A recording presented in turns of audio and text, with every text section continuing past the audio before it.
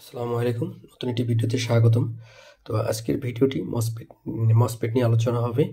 তো মসফেট কিভাবে কাজ করে বা কিভাবে সুইচিং করে এই নিয়ে আলোচনা।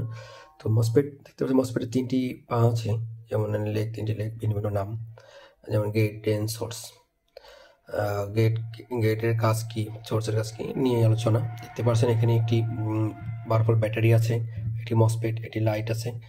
তো এখানে কীভাবে ওয়ারিং করা হচ্ছে সেটা বোঝাচ্ছি। যে ব্যাটারির পজিটিভ টার্মিনাল চলে গেছে লাইটের পজিটিভে, আর নেগেটিভ চলে আসছে মসফেটের সোর্সে, আর মসফেটের ড্রেনের চলে গেছে লাইটের নেগেটিভে। তো এখন লাইটটি আমি জ্বালাবো কী করে, কীভাবে জ্বলবে, এটাই মসফেট কীভাবে চুজিং করে এটাই নিয়ে আলোচনা। তো সঙ্গে থাকুন। ব্যাটারির পজিটিভ টার্মিনালে আমি টাচ করলাম এক হাত দিয়ে, মসফেটের গেটে আমি টাচ করলাম, লাইটে জ্বলে গেল। তো এখন আবার নেগেটিভ টার্মিনালে আঙুল দিলাম দিয়ে আবার গেটে টাচ করলাম, লাইটটি অফ।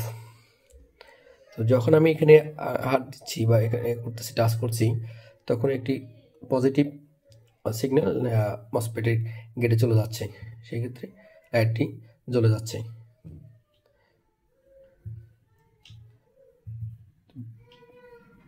ভিডিওটি ভালো লাগলে অবশ্যই চ্যানেলটি লাইক, কমেন্ট, শেয়ার করবেন অবশ্যই।